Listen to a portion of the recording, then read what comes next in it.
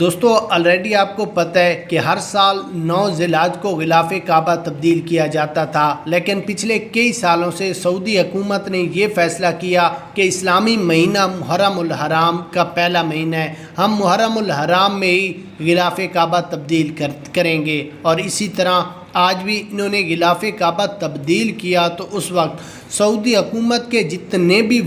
وزراء تھے وہ سب خانہ کعبہ میں موجود تھے، اور جب غلاف کعبہ تبدیل کیا گیا تو اس وقت سعودی حکومت کے اس الفاظ نے سب کو رلا دیا۔ یہاں پر آپ کو مکمل ویڈیو دکھاتے ہیں، اس کے بعد آپ کو یہ بتائیں گے کہ غلاف کعبہ پر کتنا خرچہ آیا ہے، اور اس کے بعد سب سے بڑی بریکنگ نیوز یہ ہے کہ جب غلاف کعبہ تبدیل کیا جاتا ہے تو اس کے بعد جتنا بھی ہوتا ہے وہ تمام اسلامی ممالک کے جو وزیر اعظم ہوتا ہے ان کو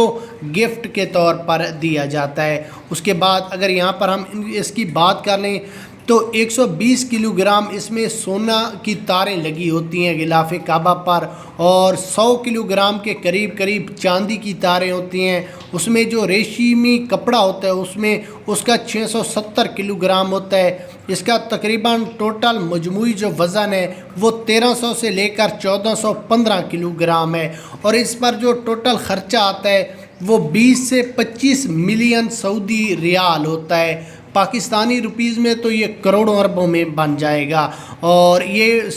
خانہ کعبہ کے نزدیک ایک فیکٹری ہے جس کا نام قصوہ ہے، یہ اس میں اسپیشل تیار کیا جاتا ہے۔ اور